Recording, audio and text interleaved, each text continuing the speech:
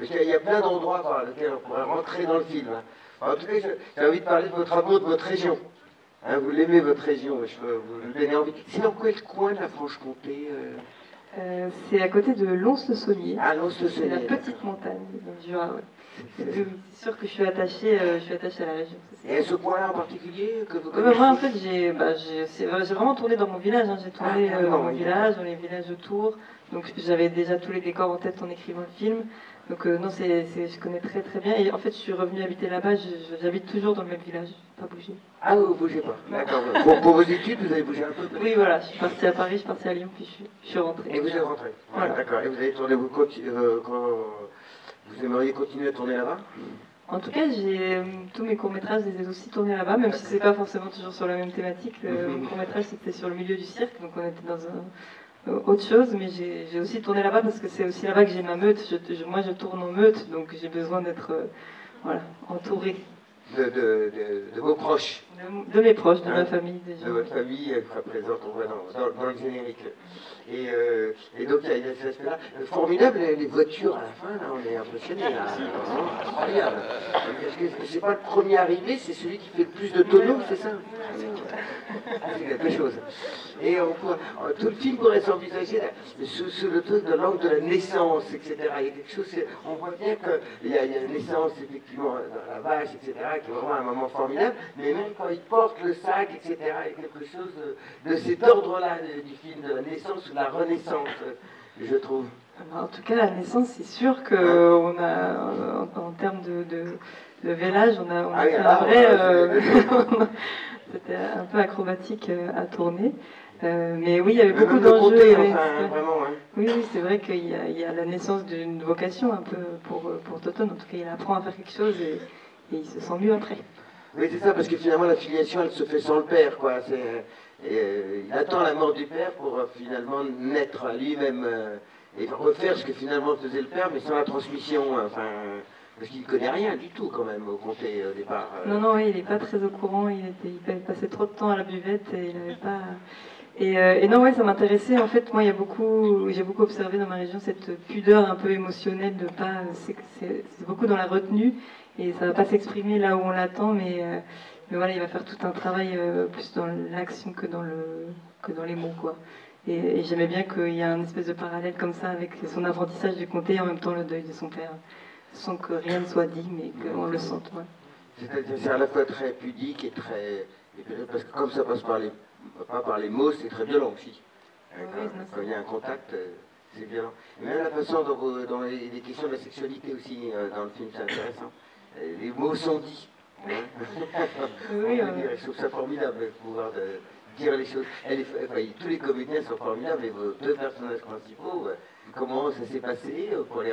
J'ai vu que vous avez un casting, donc pour les rencontrer, je vois que vous remerciez même tous les candidats et les candidates au casting, vous avez été nombreux. Ah non, il n'y en avait pas. On a fait des annonces, mais il n'y a personne qui venait.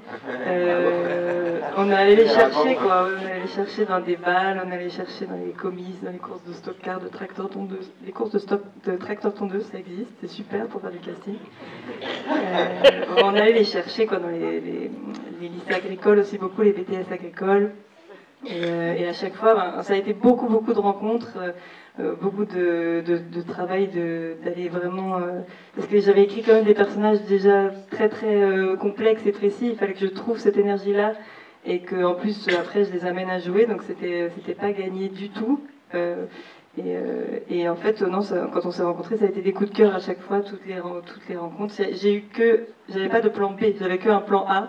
Il fallait vraiment que personne me lâche, parce que chaque comédien, une fois que je l'ai rencontré, je savais que c'était lui ou elle. Mais vous n'avez pas réécrit pour ces comédiens certaines scènes en fonction justement de ceux que vous aviez trouvés Alors un petit peu, mais pas beaucoup. Mais on a beaucoup répété ensemble. Une fois que j'avais tous mes comédiens, on a passé tous les week-ends ensemble. Et ils faisaient la fête le week-end, puis après ils venaient en gueule de bois travailler toute la journée. Donc une fois qu'on s'est travaillé en gueule de bois, on s'est travaillé en toutes conditions.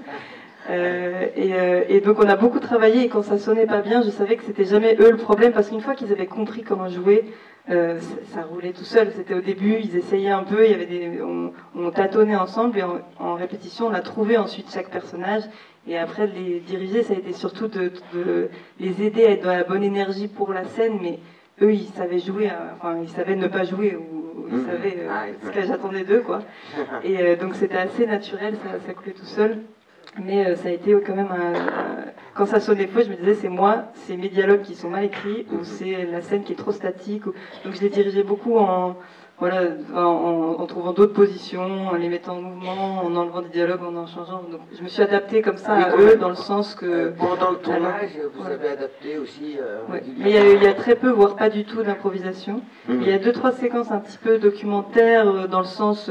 c'est pas documentaire, c'est de la fiction, mais la séquence de fabrication de fromage, on est vraiment en train de fabriquer un fromage, donc on tourne comme un documentaire, on sait vraiment... On leur a...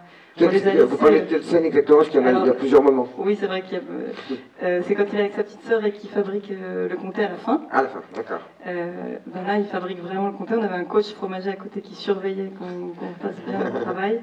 Et avec la caméra, on allait chercher les moments de complicité entre eux, chercher la matière et tout ça. Et on coupe qu'une seule fois le cahier, on peut soulever qu'une seule fois.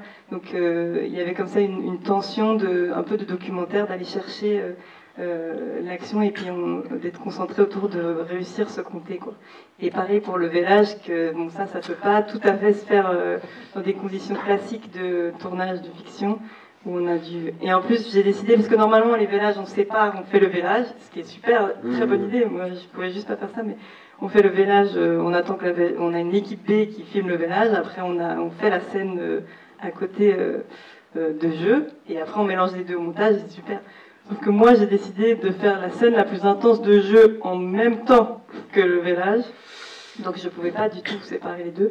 Donc on a vraiment dû attendre, on avait plusieurs vaches en stand-by. Au début on devait en avoir une quinzaine qu'on voulait ramener dans une ferme et attendre qu'il y en ait au moins une qui vèle. Ah oui. Finalement on n'avait pas le droit de les déplacer parce qu'on n'a pas le droit de déplacer les vaches à 1 mois du terme. Donc on n'avait que 2 vaches. Il fallait prier pour qu'il y en ait une qui vèle. Il y en a une qui a vélé très rapidement, en 7 minutes, au lieu de 8 heures qui était prévu au plan de travail.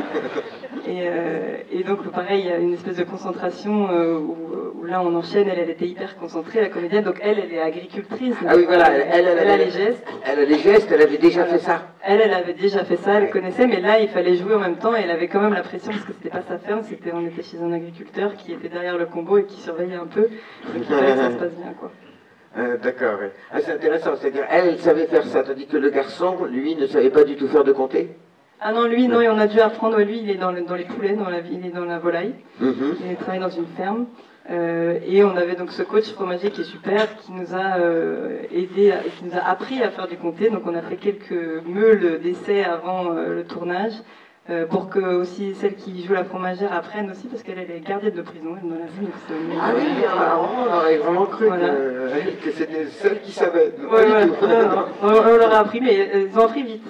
C'était des bons élèves donc ils ont appris à faire du comté. On les a mangés, ils sont bons, donc on n'a pas fait semblant, quoi. Mais vous n'avez pas eu la OP Non, alors ça par contre, je pense qu'on aurait eu du mal. Il va falloir attendre encore quelques années. Vu la tête de la meule, il y a des petites crevasses, on n'aurait peut-être pas passé tous les tests. Ah oui, quand même. Est-ce que quelqu'un aurait une question à poser à propos du film Il a 18 ans. Il a 18 ans. Enfin, il a 19 maintenant. Donc il travaille plutôt dans la volaille. Lui, il travaille dans la volaille. Les autres comédiens, donc, qui sont tous des non-professionnels, ils travaillent tous dans des fermes, surtout dans les vaches laitières, quoi. C'est quand même ce qui se passe le plus dans la région. Et lui, il y a aussi, on est à côté de la Bresse, en fait. Et donc, il y a les poulets de Bresse, qui sont aussi une activité importante. Donc lui, il est dans les poulets.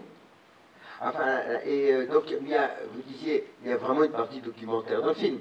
Même si finalement, c'est une femme qui ne faisait pas ce métier qu'il exerce, mais on voit qu'il y a un intérêt, etc., longuement porté à ce que au travail est en train de se faire, en tout cas.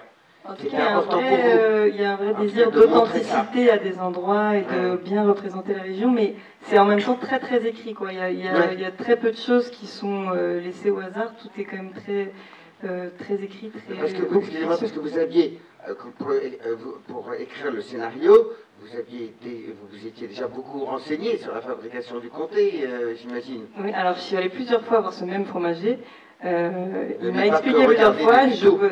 non, mais j'oubliais à chaque fois, parce que c'est compliqué les étapes, parce qu'elles se ressemblent un peu, mais c'est pas les mêmes. Ouais. Donc j'avais appris, j'ai réoublié, je suis allée le revoir, il m'a réappris plusieurs fois comme ça pour pouvoir écrire le film et être à peu près précise.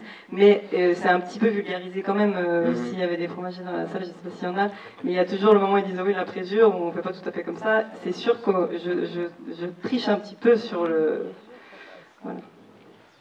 On est obligé de tricher de toute façon, je crois.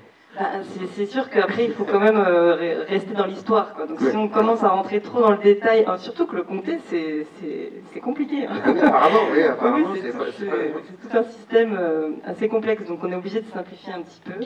Mais j'ai essayé de ne pas mentir, en tout cas. C'est ça.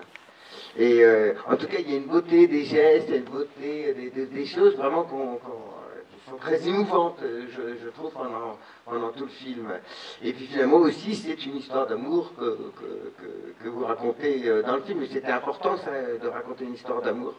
Moi, j'adore les histoires d'amour, donc j'avais envie de raconter une histoire d'amour. Et j'aime, ouais, depuis le début, en fait, j'aimais bien ces deux camps un peu, parce qu'il y a souvent ça, un peu enfin, j'avais envie de raconter en fait ces deux sortes de jeunesse, c'est-à-dire la jeunesse un peu plus perdue, errante, qui cherche un petit peu sa place, et puis aussi celle où tout est tracé depuis très jeune. Et j'aimais bien que ces deux-là se rencontrent, et donc là, c'est dans la rencontre amoureuse, mais j'aimais bien raconter aussi ces deux jeunesses-là.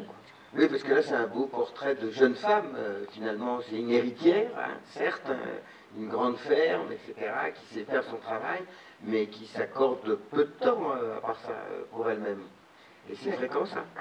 Ah bah ouais, c'est sûr que les agriculteurs, ils n'ont pas beaucoup de vacances. C'est des métiers... Mais après, ils disent tous, enfin, ils le font beaucoup par passion.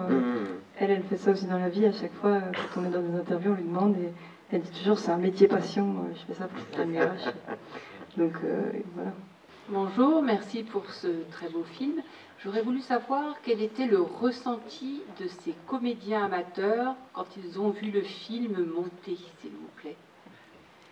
Alors c'était un moment assez émouvant parce que c'était à la projection au Festival de Cannes. Je ne l'avais jamais vu avant. Donc pour moi, il y avait un énorme stress de est-ce qu'ils vont aimer, est-ce qu'ils vont s'aimer dans le film. Et je pense que voilà, il y avait une salle qui était très réactive, il y a eu comme un élan à la fin, il y a eu des applaudissements incroyables. Donc je pense que ça les a complètement surpris. Tout le monde était hyper ému, tout le monde, il y avait des espèces de câlins collectifs, ce qui est, je veux dire, ça pourrait être, non, mais on se fait pas beaucoup de câlins, ils se sont pas fait beaucoup de câlins, de manière générale, c'est pas des gens très câlins, et là, il y avait comme un vrai moment très émouvant, et non, ils m'ont tous dit après, ouais, ça parle de nous, on est contents, enfin, ils étaient hyper contents. Donc les gens sont pas prêts, les gens sont pas prêts. Et donc, au précédent court-métrage, vous dites que vous aviez parlé du cirque, par exemple. Oui. Et c'était un cirque aussi dans la région qui s'installait, qui vous montriez aussi le... Je parlais beaucoup du cirque un peu itinérant. En fait, mon frère est circassien, donc je suis un peu aussi... Enfin, moi, j'ai fait aussi un petit peu le cirque, donc je connaissais bien le monde du cirque aussi. Et j'avais envie de parler un petit peu de... C'est sur un duo de portée acrobatique qui vit ensemble, et ensemble sur scène, passe son temps ensemble, et comment, à un moment où ça va plus, comment il n'y a plus rien qui va dans la relation, ça racontait ça. Mais c'était aussi ancré dans un milieu complètement rural aussi. Ça peut être un court-métrage taf. Ça pourrait être un court-métrage taf. Ouais, carrément. À falloir le projeter. Voilà, oui. C'est intéressant. Avec grand plaisir. Il y aura des courts-métrages. Merci, c'est superbe. Une question, vous aviez dit au départ que c'était quelque chose qui correspondait à votre enfance ou à l'environnement et tout, etc. Quand on regarde, il y a quand même une sacrée violence en même temps. C'est vraiment quelque chose que vous avez connu ou qui est comme ça dans la région? C'est marrant, c'est pas la première fois qu'on me pose cette question, mais on ne l'a pas beaucoup posée, mais à chaque fois ça me surprend, parce que je me dis j'ai pourtant enlevé beaucoup par rapport à l'expérience que j'ai eue moi. Et je me rappelle que même à l'écriture, il y a des gens qui disaient mais quand même, ils vont pas lui exploser une bouteille sur la tête. Et moi j'ai vu ça, mais toute mon adolescence, dans les balles, dans les boîtes, tout ça, les gens s'explosaient des bouteilles sur la tête. Pour moi, je croyais que c'était ça partout. Et j'ai compris que non. Mais voilà, cette violence, elle est, en effet, il y a cette, moi j'avais envie de raconter un petit peu cette espèce de virilité et aussi les coulisses de cette virilité, mais qui aussi mènent des fois à des espèces d'excès de violence un peu démesurés comme ça. Moi, j'ai beaucoup assisté à ça, c'est sûr, et ça fait vraiment partie de mon expérience, en tout cas, des fêtes de village, des fêtes comme ça. Mais j'entends que c'est peut-être... Enfin, voilà. Et pour moi, j'ai l'impression d'avoir adouci la violence. Donc c'est pour vous dire, je pense que la réponse est oui, il y a de la violence. Bon, bravo pour ce film, c'est la deuxième fois que je le vois, il est encore plus beau la deuxième fois que la première. Je voudrais juste quand même savoir si l'histoire de ce garçon est tirée d'une histoire vraie, d'une famille dont vous avez entendu parler, un garçon qui décide de voler du lait dans une ferme pour faire lui-même son comté, et même l'histoire de ces orphelins, on peut dire, de ce personnage avec sa petite sœur. Est-ce qu'il y a un élément de vérité dans ces personnages ? Alors il y a plein d'éléments de vérité, mais je ne peux pas dire que c'est l'histoire d'une personne qui m'a inspiré le film, c'est plein d'histoires. En effet, un peu les jeunes adultes livrés à eux-mêmes, ça, oui, ça fait partie des choses qui m'ont inspiré autour de moi, de gens que je connaissais. Et le fromage, c'était plutôt... il y a plein d'histoires de fromage chez moi, il y a plein de conflits de fromage qui durent depuis des générations et qui ont fait la une des journaux locaux. Et donc c'était un des points de départ, ça m'amusait de voir que le fromage puisse prendre autant de place dans la vie des gens au point de faire des conflits qui durent sur plusieurs générations. Et donc c'est ça qui m'a un peu donné le point de départ de faire ce film sur le fromage. Mais c'était plein de... Et il y a beaucoup d'éléments qui sont tirés d'expériences ou d'histoires vraies, mais l'histoire en elle-même, comme ça racontée, pas du tout. Ouais. Et les personnages, évidemment, sont inspirés des gens aussi avec qui j'ai grandi, mais pareil, sans avoir une seule personne, c'était plutôt une ambiance. Vous avez des fromagers dans votre famille ? Ah, dans ma famille, non.